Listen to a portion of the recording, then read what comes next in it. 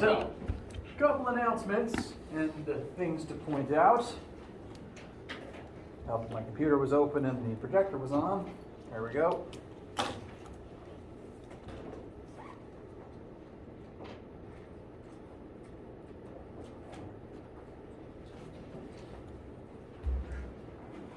All right, today is,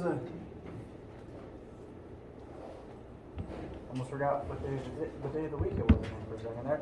Monday, October 18th.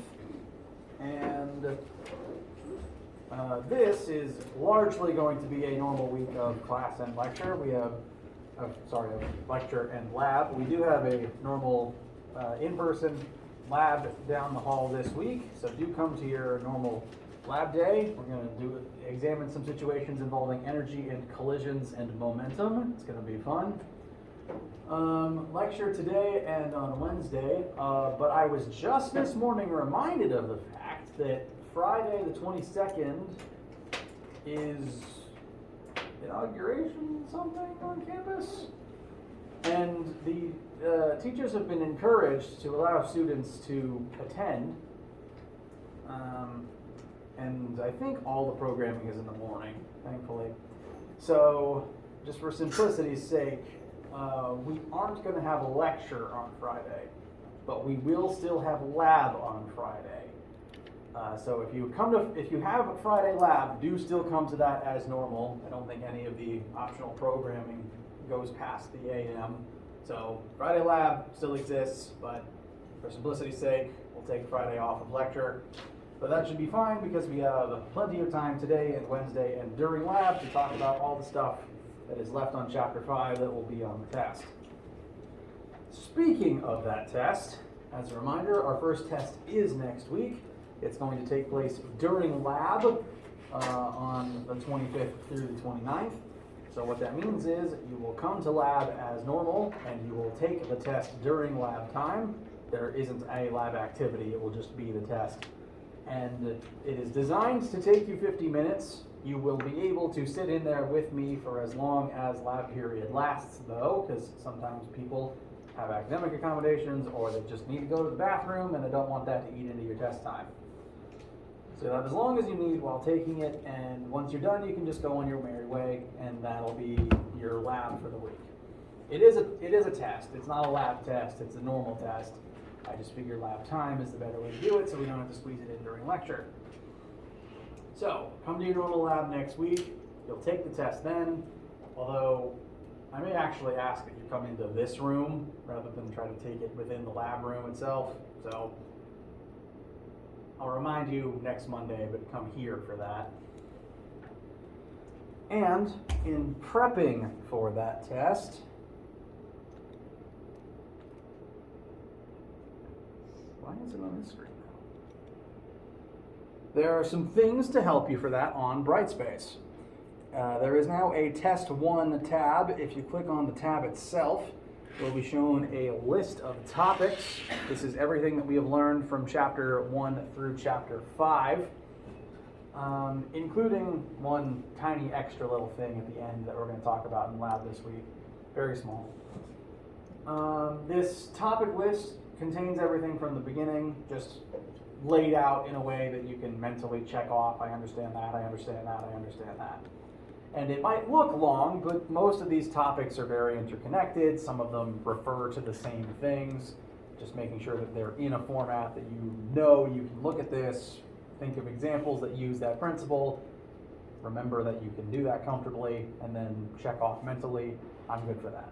So, even though there's like 20 lines of this actual list, there's only going to be like 8 to 10 questions on the test itself because they're all very similar topics and they're all going to combine into similar work questions. Some things to point out on this particular list, just for the sake of clarity. Unit conversions, you're never going to escape those, so be ready to perform them. The difference between the acceleration of gravity and the force of gravity, because this department always asks a question about that, and it's always frustrating that not everyone gets it completely correct all the time. So as a reminder, g equals negative 9.81 meters per second squared is the acceleration of gravity. That is the rate at which objects free fall. That is not the force of gravity. That is not the weight of an object. Weight is m times g, the object's mass times 9.81. So if I ask you how to calculate weight, your answer had better be m times g. If I ask you how to calculate weight and your answer is just 9.81, I will be sad. Don't make me sad, please. Additionally, Newton's laws of motion, they're very important and you should know them. I just want to make you aware of how I ask about, I want to make you aware of how I ask you to list Newton's laws on tests, because I am very anti-memorizing. You should know them, you should be able to reference them, but to keep you from having to remember them verbatim and then write them out verbatim, the way that I ask the question is I list 5 statements, and only 3 of those 5 statements are laws of motion. It is your job to pick which of the 5 are laws of motion and then to number them accordingly. So you do need to know which one is which number goes for which one. But you only need to pick them out of a list. You don't have to copy them down yourself, just to save you guys the time and the hand cramps. Also, it saves me time because reading is slow when it comes to grading. So, that is the way I ask those questions. It will be explained again on the test, but I wanted to go ahead and address it.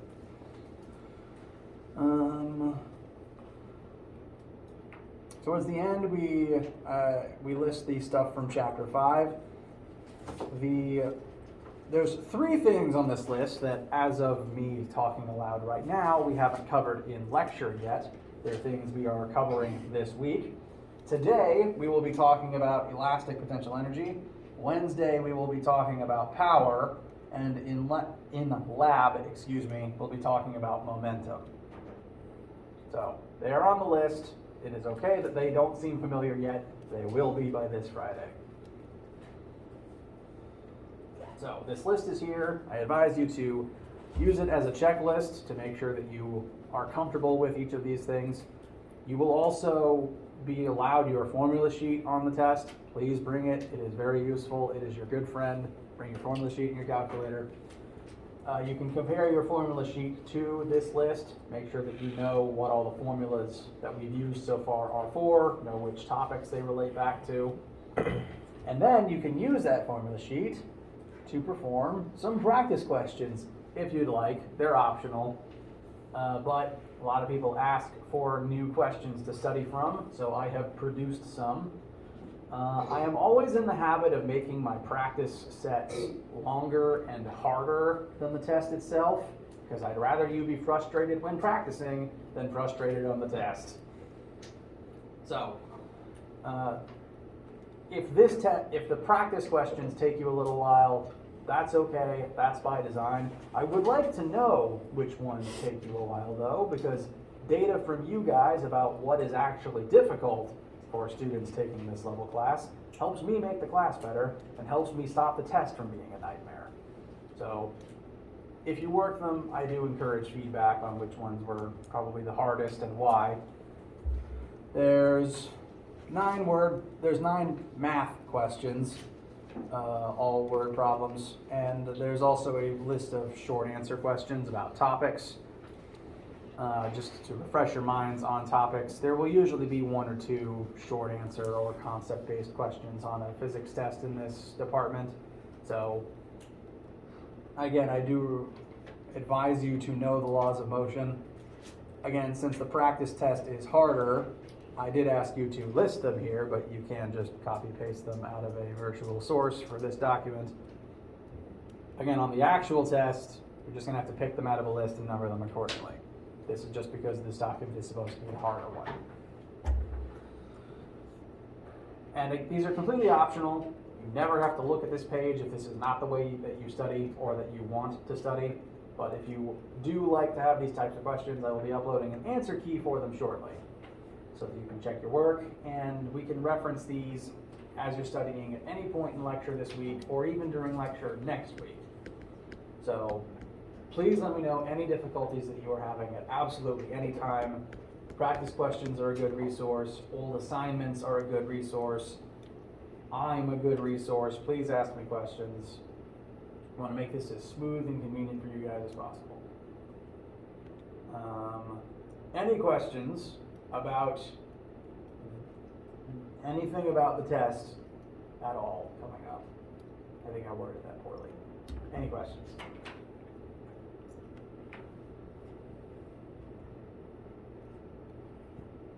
Okay. One other small announcement. The current Chapter 5 and Chapter 5 homework and quiz are due this Friday on the 22nd. Since momentum is not officially part of Chapter 5, but we are going to talk about it this week, and I am going to at least include a tiny little piece of it on the test, I'd like to give you an amount of practice about it. We are going to talk about it in lab, but to give you something to do for it outside of class, I'm planning on adding a kind of Chapter 5.5 homework assignment that will be like 2 questions, just 2 brief momentum exercises, and it'll count as homework so that you can open it and come back to it at any time. It's not going to be a quiz. It'll count as homework, and I'm going to make that due either Sunday at midnight or Monday at midnight to give you just a little bit of extra more time to work on it and to get the momentum practice in. So that will go up sometime this week. You should still finish the normal assignment first because it's due first, maybe because it's longer. So that will be happening, just to make you aware of it. Any issues before we start talking about energy today?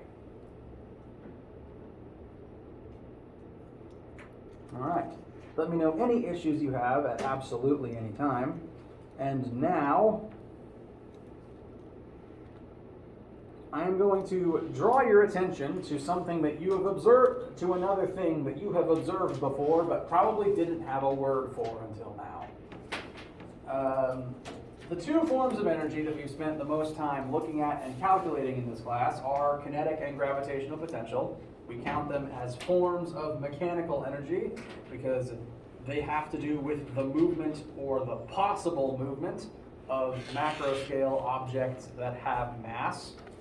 But there's another form of mechanical energy. It counts as mechanical energy because it does involve the potential movement of macro scale objects, and it involves forces on the level that we can quantize and measure. And that new form of energy, well, new to being described in this lecture, is elastic potential energy. And before I formally define it verbally for you guys, I just want to take a second to look at the name and think just about the definition based on what the name is. So before, you probably already looked up there and started copying, but ignoring the slide for a moment, just looking at the name, elastic potential energy, what do you think, what properties can you already determine about this particular energy form? The energy is stored, then is basically released. Okay, so because the word potential is there, we know it's a stored form of energy. So we know that however it works, energy is being stored and released later. So that's the potential half. What does the word elastic tell us? That there's some kind of movement in the process? There's some kind of movement involved, specifically some type of stretching. So, whatever EV is, it has something to do with energy that is stored within the movement and stretching of objects. So just from the name, we've already reverse engineered the definition. Elastic potential energy is energy stored in the compression or the extension, I left that part out by accident, in the change in shape of an elastic object. I'm also going to define elastic briefly, since that word keeps being repeated. An object is elastic if it can deform and then return to its original state, to its original shape. Good examples of this would be springs. When you pull on a spring and it stretches, you are, technically speaking, deforming it. You are changing its form. But if I release it, it will go back to normal. This is a pretty high power spring, so I am only going to release it slowly. I do not want to hurt my fingers. So, if the shape changes, but then it goes back to normal completely of its own power, it counts as elastic. There's lots of objects that aren't elastic, namely anything that you can break with a hammer that doesn't fix itself. Rubber tends to be elastic. You hit it, it goes back to normal. Rocks, metal, wood, most everything else isn't elastic. Well, I guess metal can be elastic depending on how it's shaped. So, if it has elastic properties, it can store elastic potential energy inside of itself, kind of like a weird stretchy battery. When you stretch anything, you are storing energy inside of it. And you can observe that energy when you release the stretched object and it, please don't hurt, flies away. So energy was stored in the stretch. Once I released it, that EPE became KE. You've probably done this with rubber bands and anything you've shot out of a slingshot. And in lab, actually. Our first lab had marble cannons, which were spring-loaded. Yes? So what happened if I'm basically pulling the spring and the spring breaks? That means that you overloaded it, basically. Kind of like how you can break a battery by running too much current through it. You can stretch an elastic object beyond what it can recover from. Actually, I'm going to briefly raid this supply closet real quick to show you some springs that fared less poorly after my demonstrations. Sorry, that fared more poorly, less well.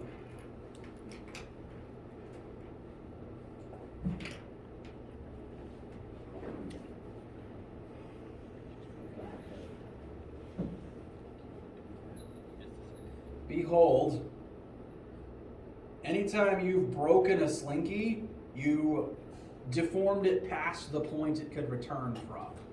So all elastic objects have a limit. If you break that limit, you break the object, and then it doesn't store EPE correctly again.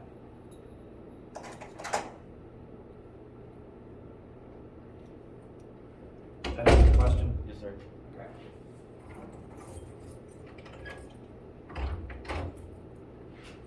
Where was I? Elastic objects are shape. Okay.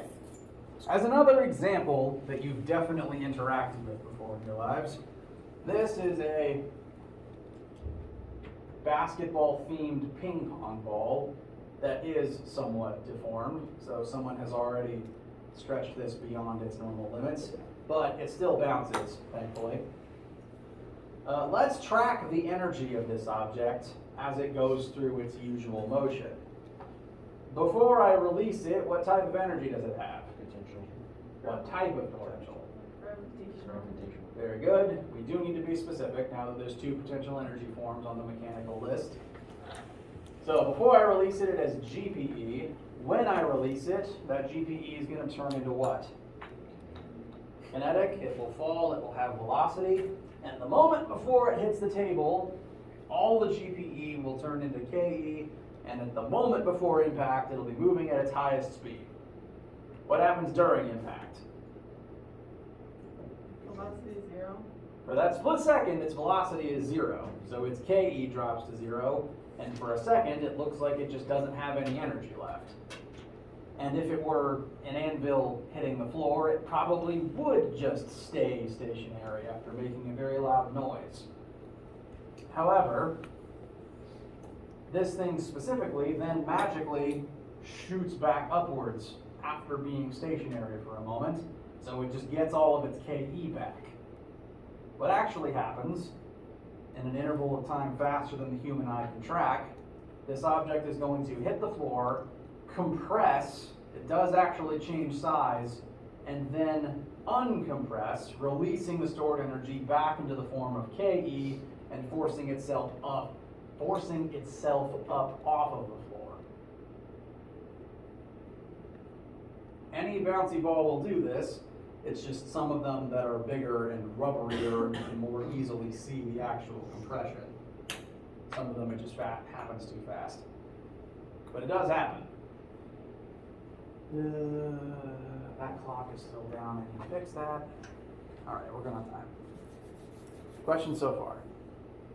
Yes. Does that mean when the ball bounces, it compresses that? Does the energy that it has, it will not go to the table?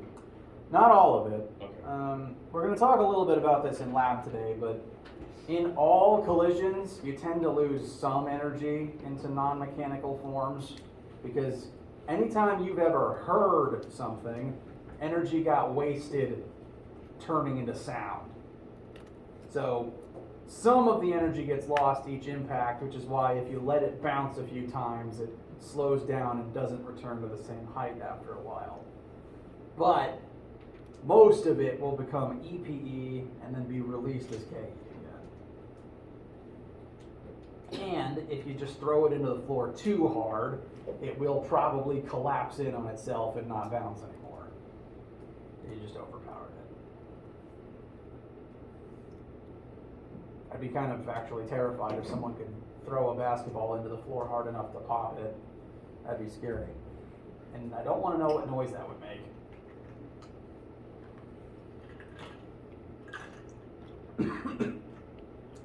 Most objects are kind of elastic, which is why most things bounce a little bit, even if not very well. So you could do it to a bowling ball. You just ruin your floor and your ears, and hopefully not your toes. All right, time to look at some math. There's two formulas on the board. I'm actually going to draw your attention to the second one first, because this is the formula for elastic potential energy. I'm going to primarily abbreviate that as EPE to differentiate it from GPE. And when an object, rewind slightly, when an object isn't stretched at all, it has no EPE at all.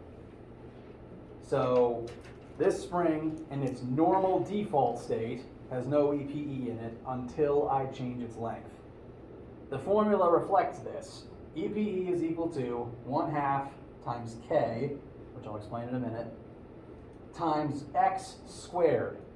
This x represents the change in length of the object. It has to be stretched in order to have EPE in it. In its default length, its length hasn't changed, so you'd plug in a 0 and you get 0 EPE. But if I was to, and this won't be to scale, make it a meter longer, the keyword there being longer, it has to have increased in size by 1 meter, then you plug in a 1 right there. It does have to be to change, so if this started at 1 meter and then I made it 2 meters long, that would only be an increase of 1. So it has to be the change, not the final length. Additionally, since that term is squared, it doesn't really matter if you expand or contract the object, because you can't really have a negative energy. There's no reverse energy. There's just, you plug in a negative number, it becomes positive, and you still have positive EPE as a result. Bless you. The other term present is the K, and the X term represents how much the object stretches. The K term represents the stretchiness of the object itself. If you have ever dealt with many springs, or even possibly many rubber bands or hair bands, you've probably noticed that they all have different levels of springiness. They take different amounts of force to stretch, and sometimes they're so weak they hardly do anything anymore. Or alternatively, they're too springy and you can't actually physically overpower them enough to make them do anything. K is the variable that represents that measurement of whatever elastic object you're examining. It is called the spring constant, although all elastic objects have a spring constant. It's not just springs. And this represents how much force it takes to actually stretch the object in question. Every object will have its own unique spring constant, so you will never have to memorize any of them, because there's infinitely of them. And the way that we calculate a spring constant for a given object is you're going to, first you need to stretch it, because you can't measure it if it's just in its default state. First, you need to stretch it, and you need to measure the force that it now exerts in this new state. Because all stretched elastic objects are exerting a force to try to return to their normal shape. If I exert 10 newtons of force to pull this spring outwards, it's going to pull back inwards with 10 newtons of force in an attempt to fight me on that. Newton's third law, it wants to return to normal, it's going to exert an equal and opposite force to do that. So this spring exerts a force, which is referred to as the spring force, Fs. The force it exerts divided by the current magnitude of its stretch at the time where it creates that force gives us the spring constant. The constant represents the force it takes to stretch an object by a specific amount. Excuse me. Say, for instance, something had a spring constant of 10 newtons per meter. That means you would need to exert a force of 10 newtons to make it 1 meter longer. And when it's 1 meter longer, it will exert 10 newtons back. Subsequently, if you could somehow stretch it to 2 meters longer than normal, it would exert 20 newtons, pardon me. And because of this formula, the unit for K is newtons divided by meters. It's literally the force it takes to stretch to a certain length. To increase by a certain length. Because this is the same kind of increase in length as in the EPE formula. Both of these x's, the textbooks have been listing them as normal x's. I'm going to list them as delta x, sometimes delta x, subscript s on it for stretch, because they have to be the change in length. You can never plug in final length or initial length and get what you want.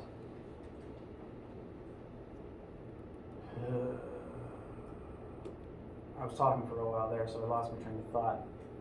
Any questions, needs, confusements, etc.? When you said there's a max stretch, is that associated with the x or the k? These formulas by themselves can't tell you that. Each object individually will have its own k, which we can quantize using these, but they'll all also have their own limits that the formula won't know. Like rubber bands and hair bands have a certain physical maximum size that they can assume before they just break. This thing as well, there's a certain length of metal in here that it obviously